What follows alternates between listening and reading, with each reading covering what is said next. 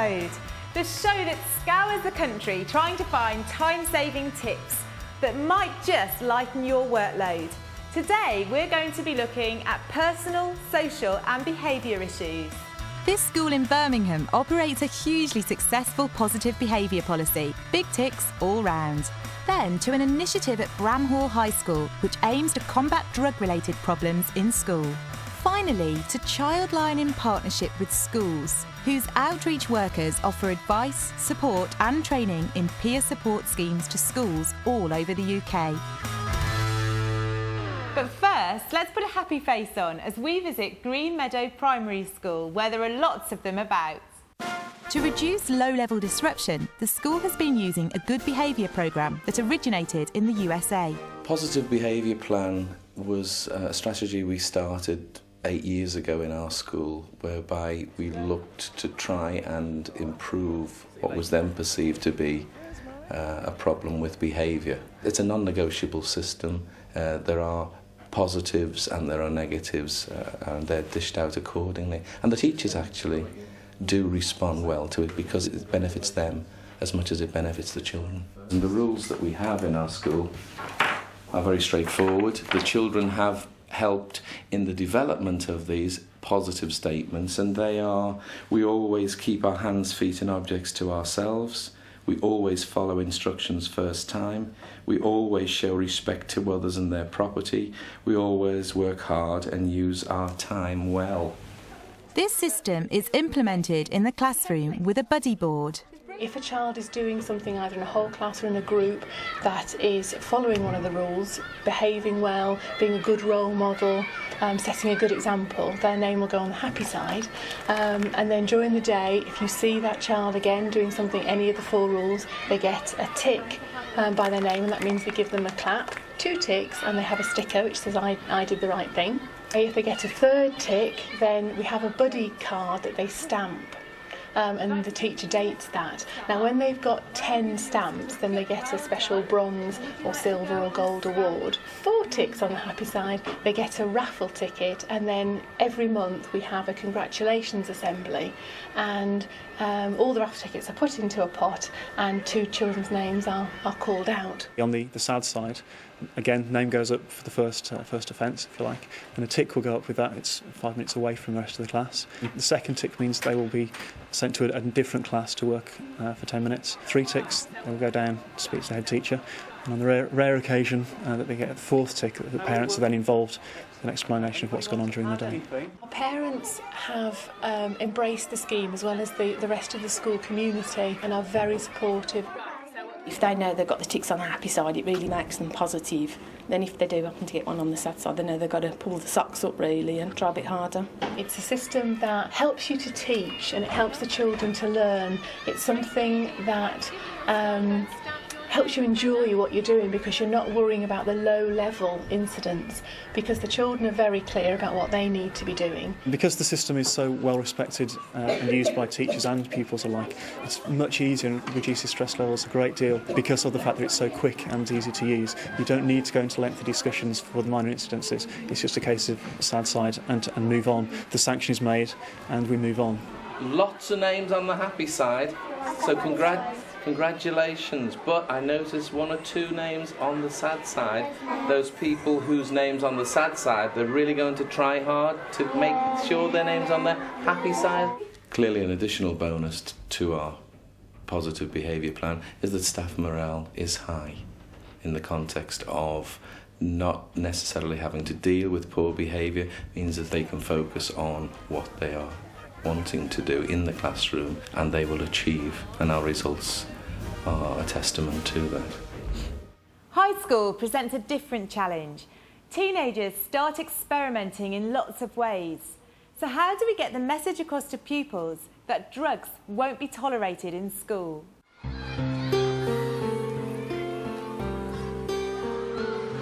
Having been a head of year for a long time, I know children whose lives have been destroyed by drugs.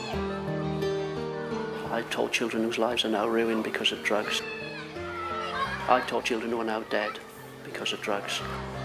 I've seen pupils I've suspected who have been taking drugs in a lesson who don't respond to instructions to work. cause some children to be violent and aggressive. I think in many ways if we catch them, we're doing them a favour, because once we know that people are involved in drugs, we can start helping them. There isn't a school in this country that hasn't had drugs incidents. There may be the odd one that pretends they haven't, but we know that drugs are everywhere. Young people are involved in drugs, and so it's an incident that we all have to face. In order to tackle the problem of drugs head-on, the team at Bramhall High came up with an unusual but effective strategy. My name's Gary Want, this is Bob Haynes, and we've got Ollie here, who's a proactive search dog, and we basically provide drug detection dogs, mostly to schools and colleges, obviously searching for illegal drugs that may be found on the premises. When we bring the drug dog into school, what we're aiming to do really is to expose into the maximum number of children. It's about maximum visibility and impact across the year groups and making sure that everybody knows he's been. When we bring the dog in, it's unannounced. Nobody knows, not even most of the staff, that it's going to happen, to maximise the surprise value. Excuse me, ladies and gentlemen, but we're just going to do a quick check in this classroom. So can I ask you all, please, to leave your bags and coats where they are, put your pens down, and just file out weights down in the corridor. The first time we did this here was probably about 1999, and we've done it once or twice a year since then. Go on. It created a degree of controversy. We hit the national headlines and all sorts of things, but the parents were 100% behind us, the governors were 100% behind us, and lots of people rang up and said, well done. It was a great thing. Ollie, come! The main reason I think we do it is because we know that 90% or more of our students never have anything to do with illegal drugs, but it gives them some confidence that they're making the right decision and provides some sort of reassurance and security for them that the school is trying to do something about protecting them. Good boy, good lad. All our dogs are trained to identify the presence of cannabis, heroin, cocaine and amphetamines, and any derivatives of those drugs. When we're carrying out a search in a school and the dog finds the presence of drugs on perhaps a pupil's bag, the dog will sit next to the bag and he'll stare at it. This indicates to the handler that the dog has found something. What the handler will then do is draw this to the attention of the member of staff who we're working with, who will then take possession of the bag, find who the owner is, search the bag and carry out the normal school's procedure.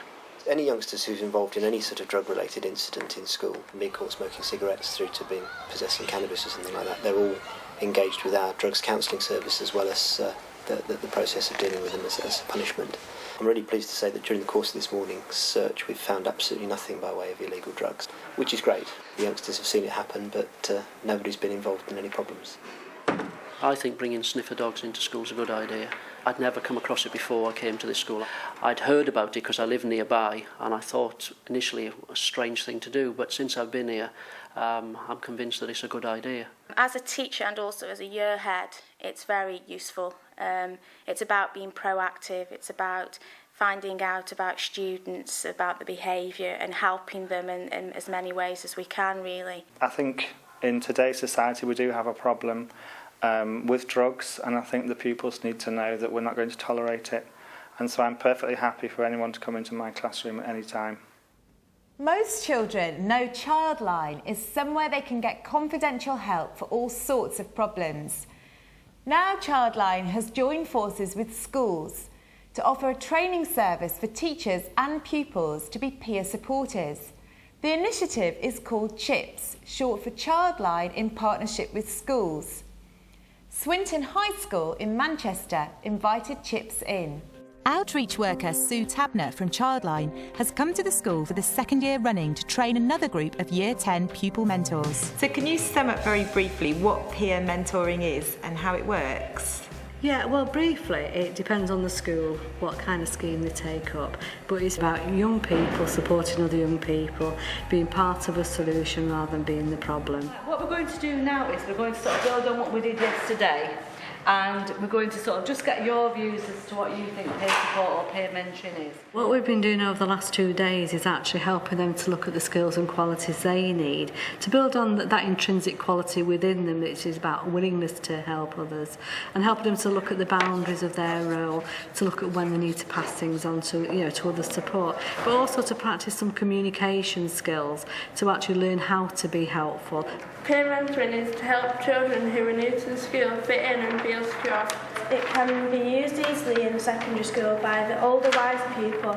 The way we've actually done the training, we've done some pairs work where they've kind of worked in pairs, practicing skills. We've done group work, we've done whole group discussions, they've created posters, and they've done role plays. There's a whole range of activities.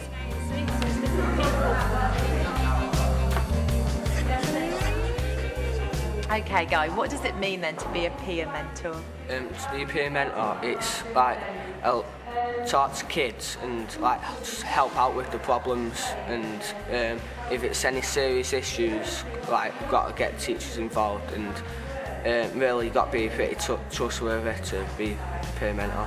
I'm Dominic's peer mentor. I help him with issues, what's been going on, and You've become good friends then? Yeah.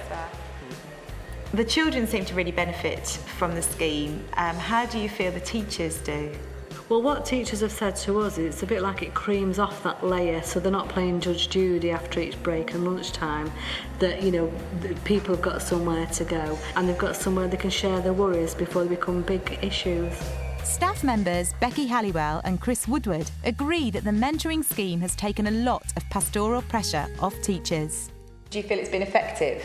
Yeah, I think it's been very effective this year, just from the feedback I've had from pupils, staff, and the comments they've made when we've done evaluations of what's gone on in the sessions.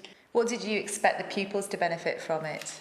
I think the pupils get a lot of benefit because building relationships with pupils they may previously not have spoken to, it helps them build upon a lot of skills they may not have gained in the classroom, skills they can take into work when they leave school.